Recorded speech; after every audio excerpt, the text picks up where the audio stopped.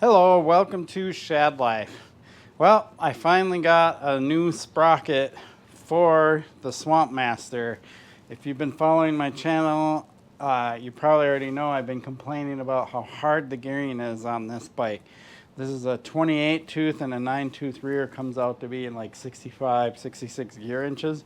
It's the same gearing I run on my regular BMX bike, but the difference is this bike, I want to actually take it on some trails and stuff, mountain bike trails, things like that, because it has full suspension and these giant tires, and I think that'll be pretty fun to just see how it rides in that situation. So, and I also want to go to Ray's, so I just think the gearing is way too hard. So I got a 25 tooth S&M Toughman sprocket.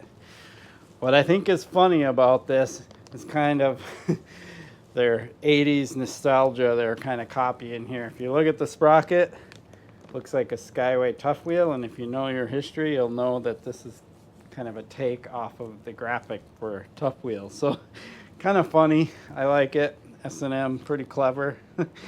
Awesome. So a 25 tooth sprocket is going to go on here. So I'm going to sit down because I still need to do that more often. While I'm at it, what I'm going to do is I have to take the crank arm off and everything to put this on.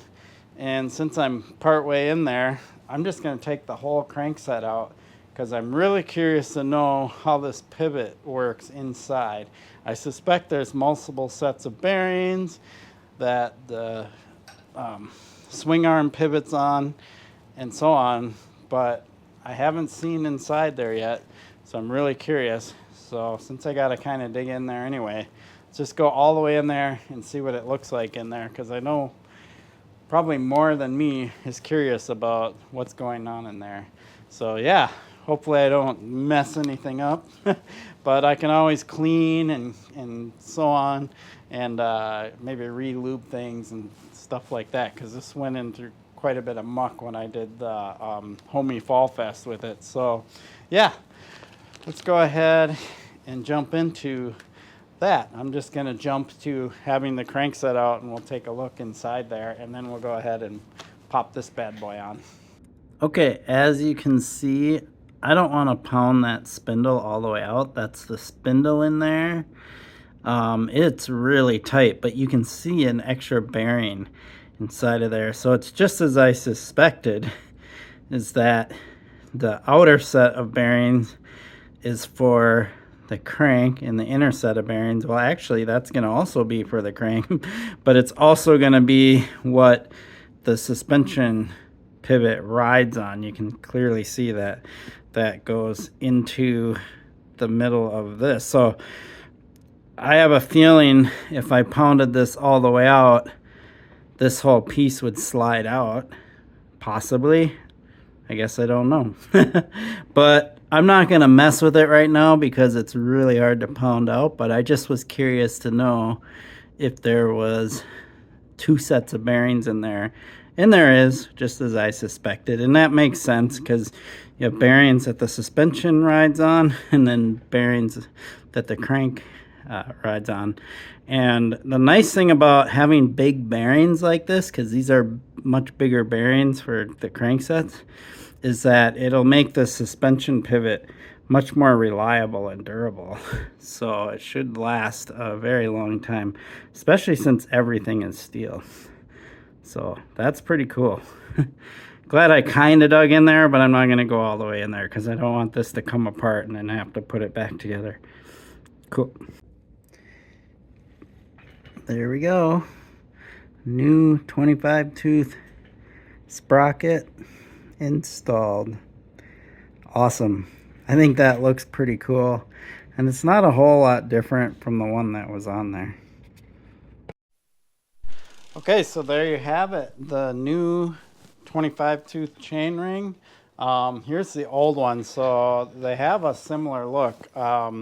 This basically just has, what does this have? 1, 2, 3, 4, 5, 6 spokes to it. This has 5 spokes to it, but I mean, they look very similar, so I get to kind of keep the look going here.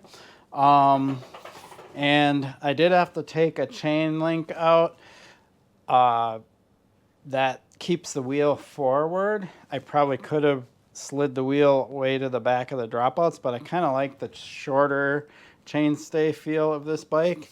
So having the wheel forward will be kind of nice. Then just had to do minor adjustment to the brake and so on. So yeah, pretty stoked on that. I did quickly take it out and do a quick spin in the street in front of the house. And it's a world of difference. It's like so much easier to pedal, and it takes quite a bit to run out of, speed, to get spinning. So this is more close to what like a BMX race bike would be geared at. So closer to that 55 gear inches. Although with these tires, these are more like 21-inch wheels. So a little harder than 55 gear inches, maybe like 56. I haven't done the math yet, but definitely feels a lot better. And I think this will be a little bit more trail worthy.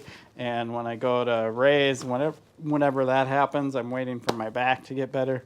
I think I'll be able to get around raise a lot better with this gearing and stuff. So pretty stoked on that. One thing, let's pedal this thing and listen to it. I'll keep my microphone by it. Yeah, that's cool sounding. I really appreciate your support for my channel.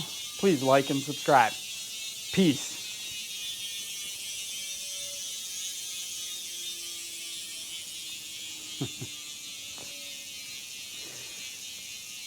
I don't know how many engagements that has, but it's definitely a lot.